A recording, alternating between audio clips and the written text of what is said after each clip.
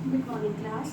आज हम पढ़ने जा रहे हैं कि हमने 7.1 एक्सरसाइज कर ली कि उसमें हमारे कांस्टेंट क्या होते थे, वेरिएबल क्या होते थे, कैसे हम उसको प्रोडक्ट फॉर्म में लिखेंगे, कैसे एक्सपोनेंट फॉर्म में लिखेंगे, ये हमने पढ़ा।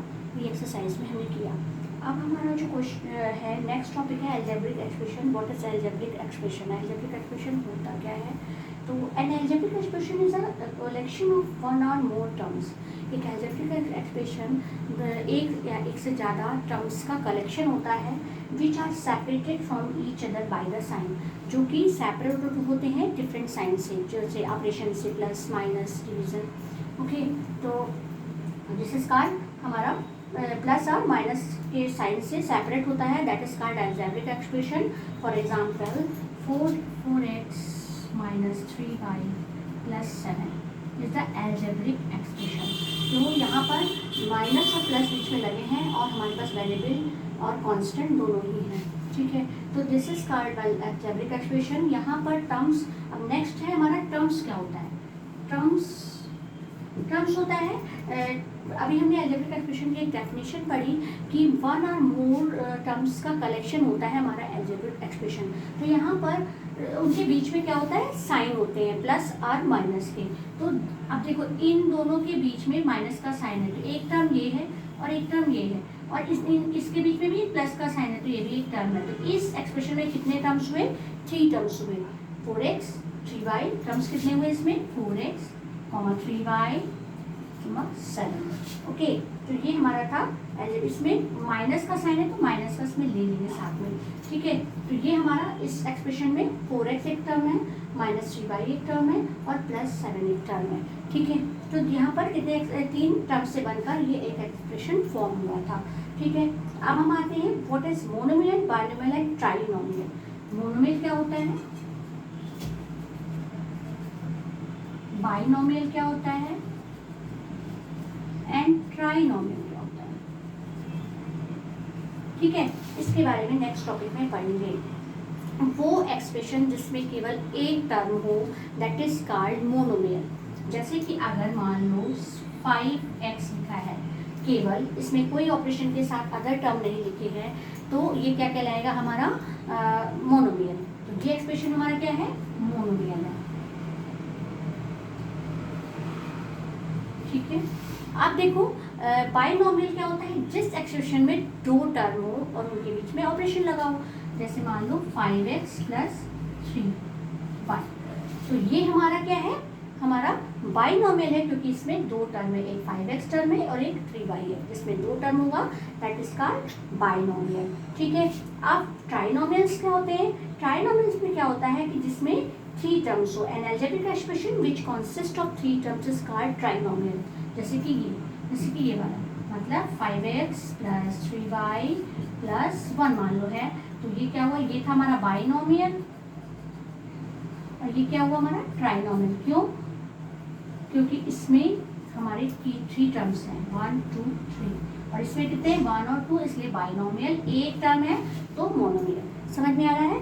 तो इसे हम कहते हैं बाइनोमियल। अगर इसके आगे हम पढ़ना चाहें 3 से ज़्यादा जब टर्म्स होते हैं किसी भी अलजेब्रिक एक्सप्रेशन में, तो उसे हम पॉलिनोमियल कहते हैं, ओके। तो वो उसके आगे का है, अभी हमारे में इतना ही है तो हम इतना ही पढ़ेंगे। अब हम पढ़ेंगे कि व्हाट इज फैक्टर्स। फैक्टर्स क्या होता है, ठीक है।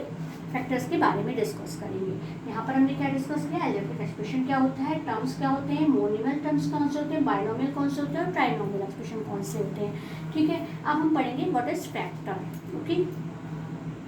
देखो बच्चों, यहाँ पर फैक्टर की डेफिनेशन क्या दी हुई है, each of the quantities numbers or variables multiplied together to form a term is called a factor of the term. A term of an expression having no literal factor is called a constant term. For example, अगर हमने मान लो इसको example से समझे,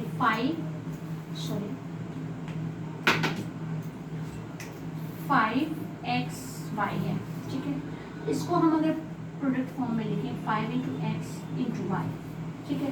तो यहाँ पर जो 5 है, ये वाला 5 है, ये हमारा क्या कहलाएगा, न्यूमेरिकल फैक्टर कहलाएगा हमारा, न्यूमेरिकल फैक्टर। और जो ये हमारे ये वाले टर्म है, ये क्या कहलाएंगे, लिटरल फैक्टर।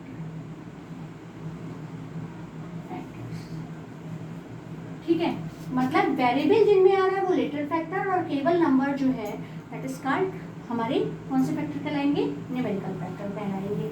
अगर किसी टर्म में मान लो ऐसे लिखा हुआ है 5a + 6, ठीक है, तो 5 × a, ठीक, एक तो हमारा हो गया, द कांस्टेंट टर्म इज 6। अगर हम देखें तो ये कांस्टेंट है क्योंकि इसके साथ कोई वेरिएबल नहीं है, तो कांस्टेंट टर्म कौन सा हुआ, ये हुआ, और ये हमारा न्यूमेरिकल,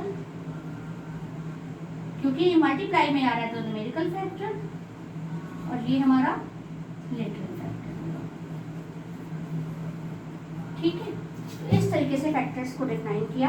आगे देखिए लिखा है, we do not write coefficient 1 और -1 with the literal factor, 1a will be written as a and -1a will be written as -a, ठीक है, तो 1 हमें लिखने की जरूरत नहीं होगी।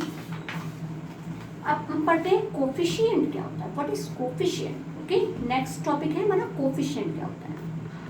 बच्चों देखो, कोफिशिएंट की डेफिनेशन यहाँ पर क्या दी हुई है, पहले वो समझ लेते हैं। In an algebraic expression any factor or group of factors of a term is called the coefficient of the product of the other factor। अब डेफिनेशन से तो समझ में नहीं आ रहा। अब हम लेते हैं एक एग्जांपल, मान लो 5x, y and z, ठीक है।